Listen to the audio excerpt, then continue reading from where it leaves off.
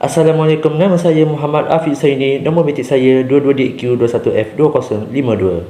Saya dari kumpulan 7. Hari ini kami akan membentangkan topik 3.4 warisan dan penjijilan sejagat. Saya akan menerangkan apa itu warisan.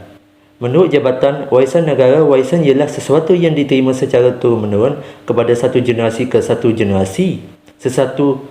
Seterusnya, sesuatu warisan itu perlu diwarisi dan dikekalkan kerana warisan tersebut menggambarkan cara hidup dan jati diri sesuatu bangsa yang pelbagai kaum. Selain itu, menurut Kamus Dewan, warisan boleh bermaksud dengan harta peninggalan, harta pusaka, sesuatu yang turun-temurun atau peninggalan.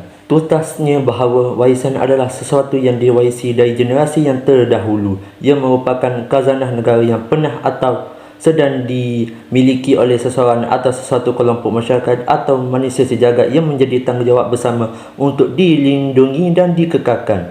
Warisan kita adalah ilmu pengetahuan dan kepakaran yang diwariskan kepada kita melalui cara hidup, kepercayaan yang dijemahkan melalui objek budaya yang menggambarkan memori keseluruhan hidup masyarakat serta melambangkan ketamadunan sesuatu masyarakat itu. Seterusnya, saya akan menerangkan apa itu warisan budaya. Warisan budaya ialah terdiri pada masyarakat berbilangan kaum, misalnya masyarakat Melayu, India, Cina dan lain-lain. Malaysia kini tidak dinafikan mempunyai nama tersendiri di pesada dunia. Malah kita sering diingatkan supaya terus memelihara serta menjaga seni budaya dan warisan agar tidak terus dihanyut di bawah arus kemodenan. Implikasi warisan budaya atau sering dikaitkan dengan peradaban atau tamadun sesuatu bangsa. Dalam hal ini, budaya tradisional melambangkan sifat majmuk masyarakat kita. Dengan adanya Akta Warisan Negara 2005, ini akan memudahkan proses mengenal pasti dan menentukan bangunan dan tapaknya mempunyai kepentingan sejarah untuk diwatakan sebagai zon bersejarah. Selain itu, dengan adanya permainan tradisional, ianya memberi banyak faedah kepada kita. Di samping itu, memelihara warisan budaya zaman berzaman menjadi kebanggaan rakyat Malaysia. Seterusnya, saya akan serahkan kepada saudara Afiq Syazwan. Assalamualaikum warahmatullahi wabarakatuh. Nama saya Muhammad Afiq Syazwan bin Malazin, nombor metrik 22DAQ21F2045. Hari ini saya akan membentangkan warisan bangunan dan warisan seni. Warisan bangunan. Bangunan Sultan Abdul Samad adalah ibarat icing on the cake untuk Bandaraya Kuala Lumpur. Bangunan ini tersegam indah di hadapan Dataran Merdeka. Anda boleh bersantai untuk menikmati pemandangannya yang lebih-lebih lagi memukau jiwa pada waktu malam. Bangunan ini dibina pada abad ke-19 iaitu pada tahun 1893. Bangunan ini memiliki reka bentuk Maurul dan Moorish dengan pengaruh Islam berdasarkan 3 buah kubah yang terdapat padanya. Pada awalnya, bangunan ini dikenali sebagai pejabat baru kerajaan. Namun, pada tahun 1943, setelah Persekutuan Tanah Melayu terbentuk, bangunan Sultan Abdul Samad telah dinamakan sebagai Sekretariat Persekutuan. Pada tahun 1974 pula, pejabat-pejabat Kerajaan Negeri Selangor telah dipindahkan ke Shah Alam.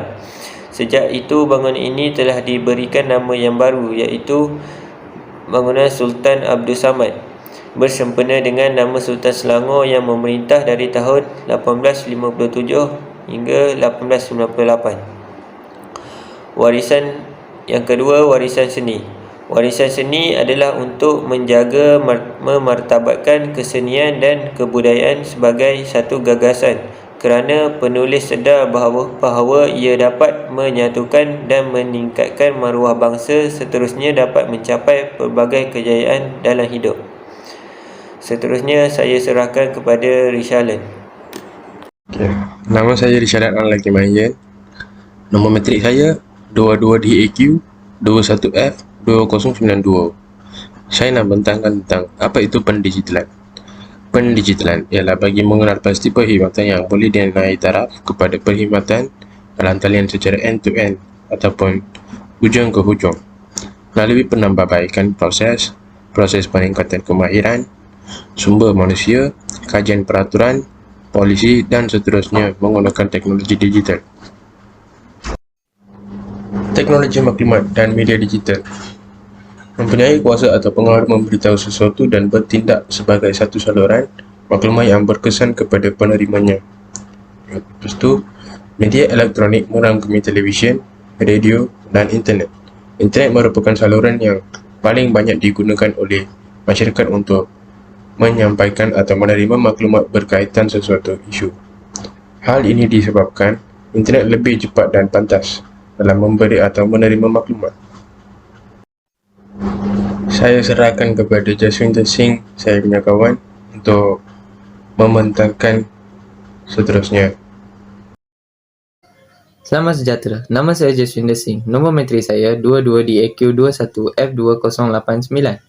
Saya akan membentangkan poin ketiga. Media massa merupakan salah satu bentuk kemajuan teknologi, informasi dan komunikasi. Hal ini disebabkan kerana adanya perbezaan corak pemikiran, perbezaan sifat yang terkesan pada pengambilan sikap, hubungan sosial seharian dan perbezaan budaya.